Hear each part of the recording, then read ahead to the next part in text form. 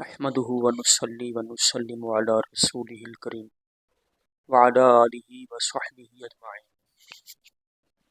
محترم و محتشم سامعین، آج الحمدللہ ایک ولاگ جو میں بنا رہا ہوں، ایک صاحب ہیں، مکس چینل ہے، اس کا نام ہے کوئی مکس، پتہ نہیں نام ان کا کیا ہے، مکس صاحب۔ انہوں نے کچھ باتیں کی جس پر ہم ان کو کچھ بات کرنا چاہتے ہیں۔ ایک تو انہوں نے کہا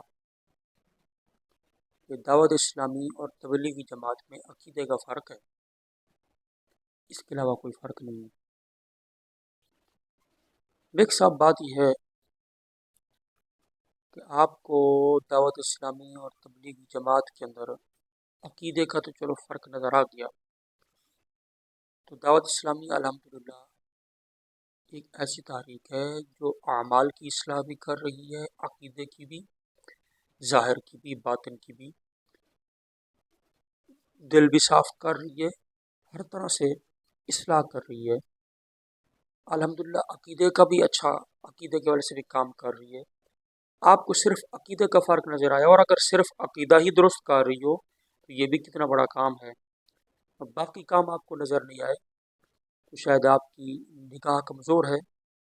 دعوت اسلامی الحمدللہ بھرپور طریقے سے سنیت کا کام کر رہی ہے، عقیدوں کا تحفظ بھی کر رہی ہے، نمازی بنا رہی ہے لوگوں کو، صرف دل جاری نہیں کرتی بلکہ سر سے لے کر پاؤں تک پورے وجود کو سنت کے مطابق ڈھال رہی ہے۔ الحمدللہ ایک کام کر رہی ہے، بڑا اچھا کام کر رہی ہے۔ ہماری دعا ہے اللہ دعوت اسلامی کو مزید ترقیاں دے۔ انہوں نے کہا کہ دعوت اسلامی میں طریقت نہیں ہے۔ حضرت صاحب، طریقت کیا یہی ہے کہ اللہ اللہ کا ذکر کرو؟ بڑی اچھی بات ہے، خود قائل ہیں، اور ہمارے اجتماعات میں، دعوت اسلامی کے اجتماعات میں ذکر اللہ ہوتا ہے، اللہ اللہ کا ذکر کرو، لیکن نماز کی تلقین نہ کرو۔ ہم نے دیکھا ہے ایسے آستانے جو رفس کی گود میں جا پھنسے ہیں، جو عقیدہ خراب کر چکے ہیں، بزرگوں کی اولادیں اب ہمارے کھاتے میں نہیں رہے۔ کیا آپ ان پہ بھی تنقید کرتے ہیں یا صرف آپ کو دعوت اسلامی نظر آتی ہے تنقید کرنے کے لیے؟ جناب مکس صاحب کھڑے بن جائیں اور اہل سنت کے ساتھ مخلص ہو جائیں۔ آپ نے دیکھا ہوگا سینکڑوں ایسے پیر جس کی داڑھی ہے، داڑھی رکھی ہوئی ہے، مگر اس کی اولاد عیاش ہے، اولاد اس کی جو ہے وہ لینڈ کروزروں میں عیاشیاں کر رہی ہے، اور مختلف جو ہے ان کے بالوں کے سٹائل دیکھ لیں، ہیئر سٹائل، لباس دیکھ لیں ان کے، اور جب وہ پیر مرے گا تو انہی میں سے ایک داڑھی رکھ کے وہ بیٹھ جائے گا، یا ویسے بھی بیٹھ جائے گا۔ آستانہ تو چل رہا ہے کہ آپ کو وہاں تنقید نہیں نظر آتی، تنقید کرنے کے لیے صرف آپ کو دعوت اسلامی ملی ہے، اور آپ کو کیا پتا طریقت کیا ہے یا نہیں ہے۔ طریقت ہر بزرگ کا ایک اپنا طریقہ کار ہے۔ اگر آپ کو آپ کے پیر خانے سے کچھ فیض و برکات ملے ہیں اور دیگر پیر خانوں پہ نہیں ہے تو کیا آپ ان کو بھی یہ سکھائیں گے کہ آپ کے پاس طریقت نہیں ہے؟ دعوت اسلامی تو الحمدللہ قلب بھی جاری کرتی ہے اور جسد، پورا جسم الحمدللہ جاری کرتی ہے، عبادات کی تلقین کرتی ہے۔ حضرت صاحب کے دو شہزادے ہیں، دونوں بعمل عالم بھی ہیں اور نہایت متقی اور پرہیزگار ہیں۔ یہ کیا تقوی اور پرہیزگاری کے علاوہ طریقت کوئی اور چیز ہے؟ طریقت کا کیا مطلب ہوتا ہے؟ باطن کو صاف کرنا۔ کیا دعوت اسلامی باطن صاف نہیں کر رہی؟ کیا حضرت صاحب کے وجود کی برکت سے سینکڑوں ہزاروں لوگ کلمہ پڑھ کر مسلمان نہیں ہوئے؟ اور کیا مسلمان کرنا، تبلیغ کرنا یہ ہمارے بزرگوں کا طریقہ نہیں رہا ہے؟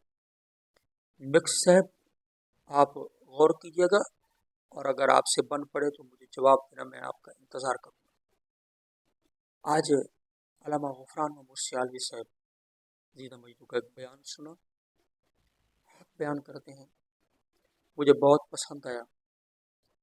میں چاہتا ہوں ان کے جملے کچھ دوہرا دوں۔ کہہ رہے تھے کہ جس کی داڑھی ایک مٹھی سے کم ہے وہ شخص پیر نہیں بن سکتا، اس کی بیعت جائز نہیں، اس کی بیعت کرنا منع ہے۔ جس کی داڑھی ایک مٹھی سے کم ہو، ایسے امام کے پیچھے نماز نہیں ہوتی۔ مکس صاحب آپ یہاں بھی ذرا توجہ کیجیے گا کہ داڑھی اگر ایک مٹھی سے کم ہو تو اس پیر کی بیعت جائز نہیں ہے، اور ایسے ہزاروں پیر ہیں جن کی داڑیاں ایک مٹھی سے کم ہیں مگر وہ مرید کر رہے ہیں، بیعت کر رہے ہیں، ان کی بیعت نہیں ہوتی۔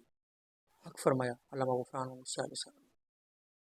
اور اسی طرح جس امام کی داڑھی ایک مٹھی سے کم ہے اس کی اقتداء جائز نہیں، اس کے پیچھے بھی نماز نہیں۔ اور ابھی حالیہ ایام میں علامہ غفران محمود سیالوی صاحب، شوق سیالوی صاحب، ان کے بارے میں بحث جاری ہے۔ انہوں نے لبیک یا رسول اللہ اور تاجدار ختم نبوت کے نعرے سے منع کیا تھا۔ دیکھیں ان کی کیا نیت ہے، کیا معاملات ہیں، ہم اس طرف ہمیں نہیں پتہ، ہم نہیں جانتے، لیکن ایک بات ذہن میں رکھیے گا کہ اگر ایک محفل ہے اور اس محفل میں یا اس ٹائم میں تمام قسم کے نعروں کا معمول نہیں ہے، ایسی صورت میں اگر منع کیا ہے تو اس کو غدار نہ کہیں۔ جمعے کا خطبہ ہے، ٹائم مختصر ہوتا ہے، اس میں معمول نہیں ہے نعروں کا، محفل میں معمول ہوتا ہے۔ اگر انہوں نے اس وجہ سے روکا ہے تو اس پر جو ہے بات نہیں کرنی چاہیے۔ باقی شوکت سیالوی صاحب کی یہ غلطی ہے کہ انہوں نے لبیک یا رسول اللہ اور تاجدار ختم نبوت کے نعرے کو سیاسی نعرہ قرار دیا۔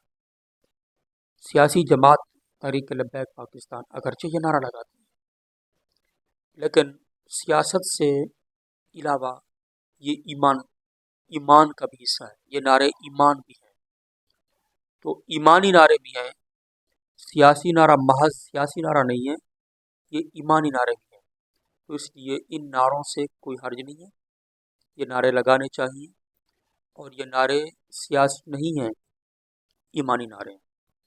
اور شوکت سیالوی صاحب، ان کے بارے میں اور بھی کئی باتیں ہیں کہ یہ حضرت امیر معاویہ کے خلاف بیانات دیتے آئے ہیں، جو کہ صحیح باتیں ہیں۔ تو اس وقت بھی ہمارے ان دوستوں کو بولنا چاہیے نا کہ جب عقیدے پہ حملہ ہوتا ہے، خاص کر یہ حضرت امیر معاویہ اور دیگر رفض زدہ جو لوگ ہیں، یہاں کیوں یہ چپ ہو جاتے ہیں؟ حنیف قریشی سے کیوں یاریاں بنا رہے ہیں؟ وہاں بھی بولنا چاہیے، ہمارے لیے عقیدہ اہم ہے، عقیدہ پہلے ہے، تو جہاں بھی عقیدے پہ حملہ ہو وہاں پر بھی اسی طرح آپ اپنے جذبے کا اظہار کریں، اور عقیدے کے جو بھی لوگ عقیدے کے حوالے سے کمزور ہیں ان کو بھی ذرا آنکھ دکھایا کریں۔ اور امیر علیہ سنت دامت برکاتہم العالیہ، ان کی جو ذات ہے الحمدللہ، یہ وہ پیر ہیں جو پیر کامل ہیں، اس دور میں پیر کامل ہیں، ہر طرح سے کامل ہیں، شریعت کے پابند ہیں، قرآن و سنت کے پابند ہونے کے ساتھ ساتھ روحانیت سے بھرپور ہیں۔ آپ کی روحانیت کو وہی سمجھتا ہے جسے نصیب میں ہوا، جس نے جا کر ان کی سامنے زیارت کی، ملاقات کی، باتیں کی، اس کو پتہ چلتا ہے کہ یہ کیا ہستی ہیں جن کا چہرہ دیکھ کر، جن کی زیارت کر کے، جن کی صحبت میں لاکھوں نہیں بلکہ کہہ سکتے ہیں کروڑوں کی زندگیوں میں انقلاب آیا۔ اللہ پاک حضرت صاحب کو عمر خزی عطا فرمائے، آمین۔ وما علینا الا البلاغ المبین۔